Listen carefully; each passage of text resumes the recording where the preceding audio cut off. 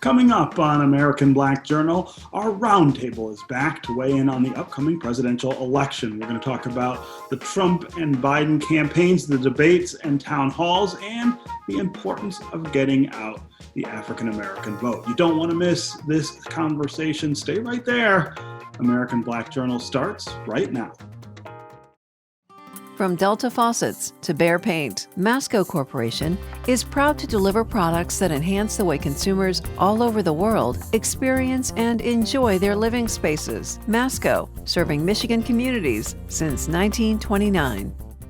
Support also provided by the Cynthia and Etzel Ford Fund for Journalism at Detroit Public TV.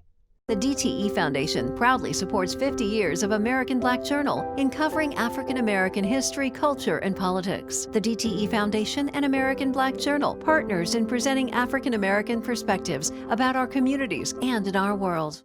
Also brought to you by Nissan Foundation, Ally, and viewers like you.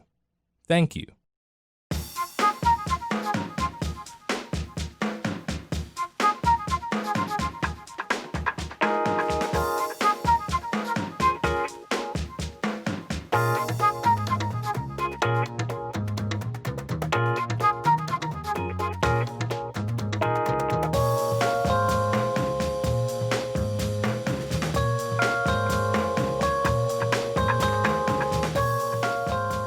Welcome to American Black Journal. I'm Stephen Henderson. Millions of voters have already cast their ballots for the November 3rd presidential election through early in-person and absentee voting. Meanwhile, the candidates are hitting the battleground states for last-minute campaigning in what has become a really highly contentious race. I talked about the election and the power of the African American vote with my roundtable guests, Dumas, Brice, Greg Bowens, and Kerry Jackson. We're coming down to the wire, and let's talk about what we think is going to happen and why, and what some of the keys are to getting people out to vote and making sure those votes get counted. Karen, I'm going to start with you. What do you see with just about 8 or 9 days left before we cast our ballots? Well, I see a very strong concerted effort to get out the vote, letting everybody know that it's not to be assumed or presumed how people are going to vote. I saw a story last night where African Americans across the country are voting in record numbers. So I do think that people are taking this seriously. But again, it's going to all come down to what happens election day. I do think that people understand that this election is important, and by all indications, they're going to respond accordingly. Yeah. So have you decided how you're going to vote yet? I'm voting in person. I am going to vote in person. I love the act of voting, so I am going to vote in person. Mask up. I'm voting out. Yeah. No, that's how I did it for the primary, and I think that's how I'm going to do it this time too, just to make sure that there are no variables in play. Greg, what do you see with not much more than a week left? Well, I see, it's Halloween and this is the scary season when you think about, who you're pulling for and who may actually win. It's unbelievable. I'm watching, the current president run around from state to state, dragging COVID with him, going in the middle of hot spots and holding these rallies. And it's unbelievable because when I look at it, I see on the one hand, here's this one world over here where people are running around with no mask on and screaming and hollering and, just really thumbing their nose at everybody else. And then there's this other side where you see, rallies with Biden and masks and people in cars and all these steps being taken to try and mitigate the spread of COVID. And I wonder, as a PR person, the average person looking at this, which one is more appealing? The world that you live in, because even if you go to a Trump rally and you're not wearing a mask, as soon as you leave and you go to the store or you have to go to the hospital or you have to go anywhere, you got to put on this mask, And so the realities of what we're living with doesn't match up with the fantasy that they're living when they go to these rallies. And yet, if you're watching it on TV, you think, well, which world do I want to be in? What is the truth? And so I think that for most of us, the reality is that we're stuck in this COVID nightmare until we get it under control so we can do all those things that we really want to do. And I think that, to be honest with you, this is the number one thing that I see that's driving the election. I mean, people talk about the economy, and, you know, election day is coming up. So is the first of the month, when mortgages are due, rent is due, cable bills due, all that stuff. And a lot of people are having a hard time just making, you know, the regular stuff, the ends meet. And so if you're banking on the economy, then, you know, that's not going to help Trump. And here in Michigan, we see the struggle is real. And folks like to talk about Detroit, where there's true grit and people are always hustling. But man, just drive up 75 or go out 94.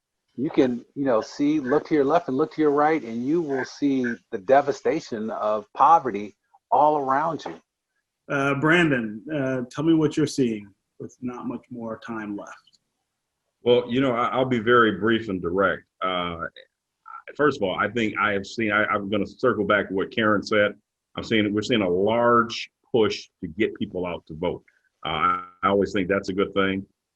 However, the suburbs are the one often left out in this conversation. And so I think the suburbs is going to vote a different way. I think the momentum, whether you like the administration or not, I've traveled throughout the state. I've sat in barbershops, and they're not convinced of the other guy.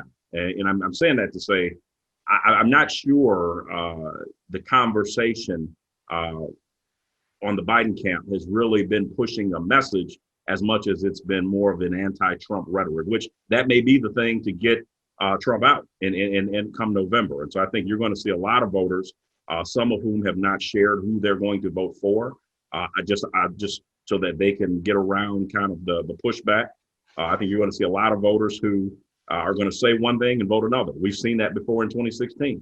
And so I think that, I mean, you really can't call it because I think both campaigns have their advantages and their disadvantages. But I will say the one concerted thing that I think we have seen is that there is going to be a major push to just get out the vote. And I think people are getting away from the narrative that where some folks have said, I don't like the candidate, I'm not going to vote for either candidate. I don't think you're going to see that come this election. Yeah. Well, and the turnout question is the thing that the president has to fear. I mean, he won last time by getting fewer votes than either John McCain or Mitt Romney, but suppressing the vote on the Democratic side well below the totals that Barack Obama had gotten in some key states. And so, you know, as you see this surge of voters here in Michigan, 1.5 million people have already voted in Michigan. The total is never more than about 3.5 million. So you know, the more people who show up, I think the more concern you have to have if you're in the Trump camp that you're not going to be able to repeat what you did 4 years ago. But again, you've got to get people to do it, and you've got to make sure that those votes get counted. And that's one of the things that is still, you know, kind of tricky with absentee ballots and the slowdown in the mail. Kerry Jackson, what's on your mind as we get closer to Election Day? Race is going to be a lot closer in Michigan than any of you have talked about. What Greg has said about driving up and down on 75, very second that you get outside of the urban core, it's Trump country. Up 75 is Trump country, down 75 is Trump country. Even though, and I'll tell you, I don't mind telling you right now, I've already voted, and I did not vote for Donald Trump. I did vote for Biden, and I didn't vote. I threw my vote away last time because I couldn't vote for either one. But I was strongly a Biden, and I was in Biden's camp this time. Here's my problem. Where I was 35, 40 years ago, where I said that the Democrats were taking the black vote for granted. Unfortunately, in the black community, those 18, 19, 20, 21-year-olds, that's where they're at right now. And there's a large chorus of them that have said that somehow that message that the Democrats have taken their vote for granted and that they don't believe that Biden has not earned their vote. They are not convinced that they should vote for Joe Biden. And even though Donald Trump is a buffoon, a clown, he should not have their vote, they are entertaining voting for Donald Trump. And I would like to slap all of them in the mouth and say, oh my God, you shouldn't do that. They are actually thinking about voting for Donald Trump. This race is unfortunately going to be a lot closer and a lot scarier than any of us think. So when you talk about the president's chances here, Karen, Detroit figures into that in a stronger way than almost any other place. There were 20,000 voters who did not show up in 2016 in Detroit, who had shown up in 2012 and 2008. If you get half of them to show up this time, the math says the president probably loses. He's not going to expand the number of votes, likely, that he got in 2016. So how are we doing on that? Are we really going to see this surge that everybody's talking about come out in Detroit? Well, I think that, as Kerry indicated, a lot of young people are feeling that way, but a lot of older people are feeling that way too. Conversations lend themselves to the fact that Democrats have been asking the same people for the same things for far too long and not getting in return. So that voter apathy is permeating other, age sticks as well. So the fear is not necessarily voting for Trump, but not voting at all. That was the problem, with Hillary Clinton. She didn't resonate. So at this point, I remember during the last campaign, I said, we're going to go to bed with one degree of expectations and wake up with a different result. And I'm not so sure that that's not going to happen this time either. I mean, it's very confusing. I think people are frustrated with not getting any results, and that the vote for the Black constituency is assumed. It's taken for granted repeatedly, generationally. We're still struggling with and asking for the same things that we've been asking for over 50 years. Greg, I don't. I would say that my phone is constantly getting text messages right now from candidates.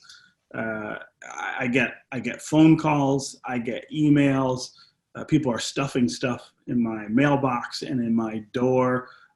Are they really not working to sell the message to Black voters? I mean, it feels different than it did 4 years ago when I didn't hear from the Clinton campaign at all, and she didn't even come here for the last 8 months of the campaign. Are the Democrats doing this better, or are Kerry and Karen right that they're taking the vote for granted?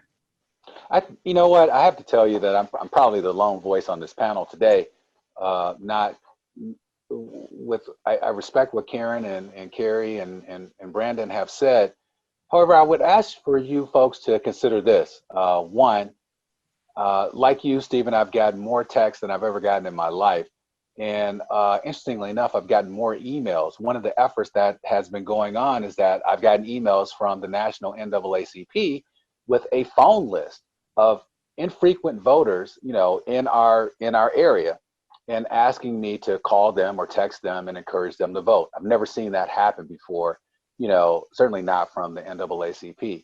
The other thing is that some of the visuals that we're seeing has been really encouraging too. My daughter, who was, she was here home from school. She was in Detroit. She's been really involved with the Black Lives Matter. She, didn't want to vote for Biden, but she did. It took her a long way to get there. And so the way she explained it to me was that, it's too important to waste. I get it. When we see the lieutenant governor holding marches and marching, to the polling place for early voting with, a group of Black men behind him, I mean, that sends a message, and he's doing that in 3 other cities. I mean, I take my hat off to the lieutenant governor for that. The other thing is that the energy about the possibilities of what could happen is real. Having Senator Harris on the ticket, I really do think energized things in a way that we hadn't seen before. Before she was on that ticket, there was no visible presence at the top of the ticket for African Americans. And now, we've got Brenda Lawrence, who is our only African American congressional representation in the state, cruising to victory. But it's kind of sad that we don't see someone else who's African American popping up out in Muskegon or up in Saginaw or some Flint or something like that. And so I do admit that there is some trepidation on the part of some young people, but there always is trepidation on the part of some young people. What we have now that we didn't have before was an energized movement around Black bodies, Black political thought with the Black Lives Matter movement. And I don't think that we should discount that. In fact, I think that's part of the reason why Gary Peters is having more of a struggle than he normally would.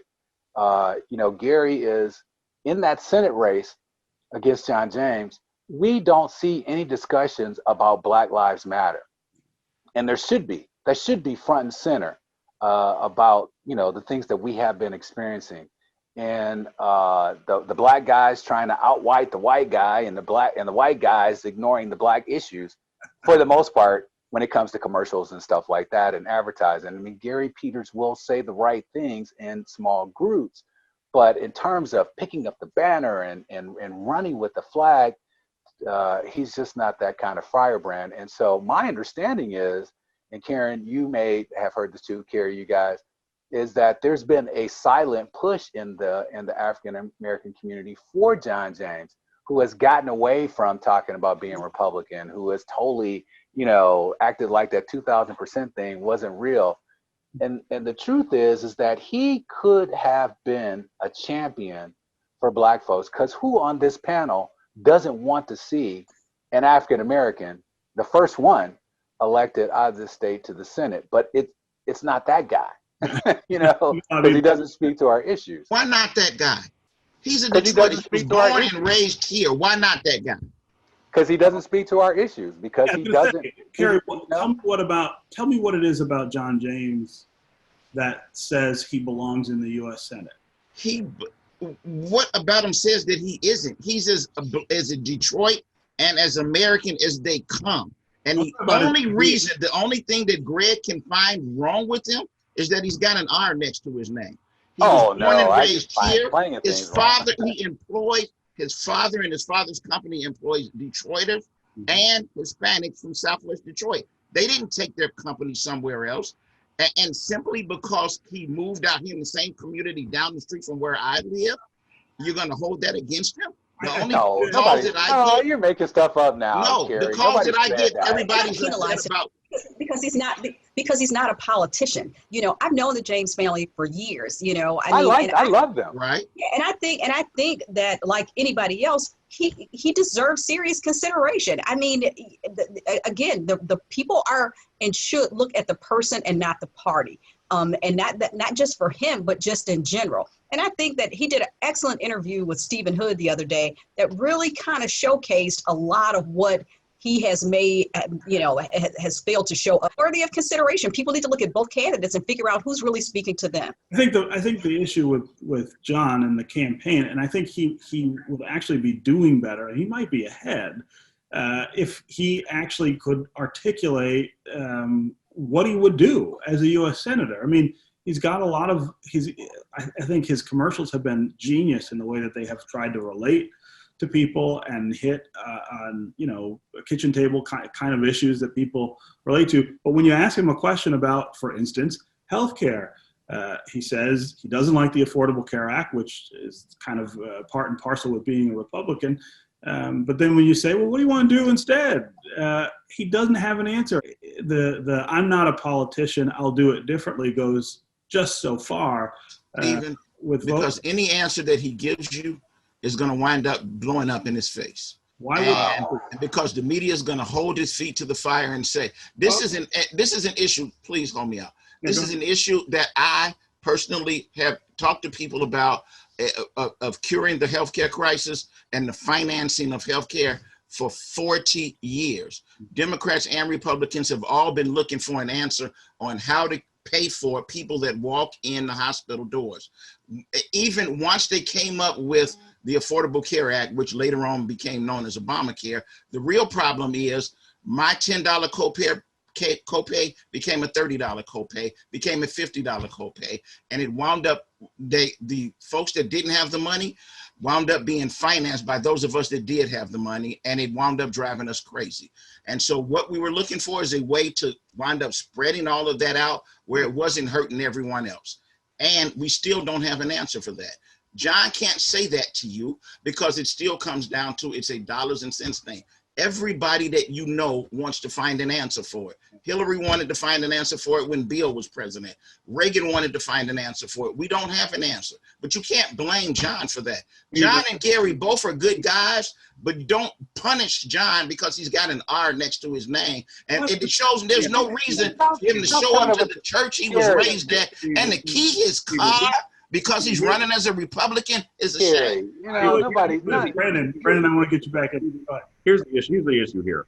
I agree because I actually know John James personally, and I've been listening to what was said. This is a candidate who has the resources to get there. The challenge is though, and I got to agree with this, is that it's not just enough to be a black man running for the U.S. Senate. What is the message? And I think, unfortunately, the downside to that is that some of his previous comments has jaded his stance in places like Detroit, which is one of the largest African-American cities, if not the largest in the United States. So John James's challenge has got to be in the next 10 days, how can he resonate a message that specifically gets African-American voters, like the economy, like African-American businesses, which is his background. How does he get that message in his campaign? And I'm not sure we've seen that just yet. You but can't I think, say, but I do think, Hey, John, all right there, Kerry, Leon. You know, you're being a sycophant for John James right now. I don't know what your, relationship to him is, but, I got to say here on a professional level, you have to admit, man, that he has not been speaking to our issues. We appreciate everything that his family has done in terms of building up their business. John James had the opportunity to be a hero and an inspiration for so many people. But you know what? John James won't go for a peaceful march down Woodward in support of Black lives, but he'll carry himself on over to a Trump rally out in the hinterlands. But this is a goes to the march. Let me say this. And this isn't just about John. This is about everybody. How much of what's being done is just performative? You're talking about text messages. Performative? That's organizing, Karen. What are you from the talking about? NAACP. You're talking about people that are marching somewhere. And then that's organizing. Hold on, but I'm saying, so what? But what's the substance? What's the result of the that? Substance Nothing. is It to looks get good people and it reads to well. call people and get them to vote, Karen. What are you talking about? What I'm saying, Greg, is that you're talking about whether or not somebody has a Black Lives Matter banner in their yard or whether they're marching. That's not what I said. I'm saying you're looking at things that are performative that don't have substance. Whether he or anybody else, if Gary Peters or John James marches and say, "Oh, I'm marching with Black people," what is with what is of concern to Black people? That's what I'm saying. You know what? No, the answer to that question. The answer to that question is simply this. That is, if you can't text Black folks and encourage them to vote, if you can't get a list and call, then you're not part of the organizing. I don't want a text message. I don't want a text message. I want Maybe you results. don't. The result is to get people to vote. The question we need to be asking, is Senator Gary Peters, what has he done for Detroit and Michigan? And if we can't answer that question, we need to give the guy a chance. So we're going to run out of time, but I want to throw this out here as just something to keep in mind as we get closer to election day. So John James ran for the Senate 2 years ago against our other senator, Debbie Stabenow. And of course, that was a gubernatorial year. The governor's race was the top of the ticket. John James did pretty well in that race. He didn't do badly, but he got 75,000 fewer votes than Bill Schuette did as the Republican candidate for governor. So among Republicans, he saw a huge fall off in support between him and the white candidate who was running for governor. I think that is going to be one of the keys to watch on election day. I think there are a lot of white Republicans who will say that they are all for whoever the Republican candidate is, who will say that they like John James, but in the end will not cast a ballot in that race. They won't necessarily vote for Gary Peters, but they will leave it blank as they did 2 years ago. So something to keep in mind. Tell the truth, Stephen. Go on and say it. The bigots. The bigots are not going to vote for him. And I think Kerry, it's a problem. I think it's one you of the and Brandon Brice need to get back in that Republican Party and do Understand something this. about that. We're never going to get the bigot vote. I agree, and I said that the last time we were here. What I wanted to see if they were going to treat him the way they treated Bill Lucas. But the thing is, I believe that he has sewn up a lot of the folks that had a question. He spent a lot of time up north and in the UP talking to folks. A lot of folks have come around. And you remember the last time 2 years ago, we had to deal with a open racist who was running against him in the primary. That's where that 2,000 thing came from, 2,000% thing came from. We're going to have to do this again after the election to talk about what is next, how we put the country back together after it's come apart the way it has. But of course, I want to thank all of you for being here. Karen, Dumas, Greg Bowens, Brandon Brice, and Kerry Leon Jackson. Thank you. See you. Make sure everyone goes out and votes on election day. That's going to do it for us this week. We hope you'll exercise your right to vote between now and November 3rd. You'll find more information about our guests at AmericanBlackJournal.org. You can always connect with us on Facebook or on Twitter. We'll see you next time.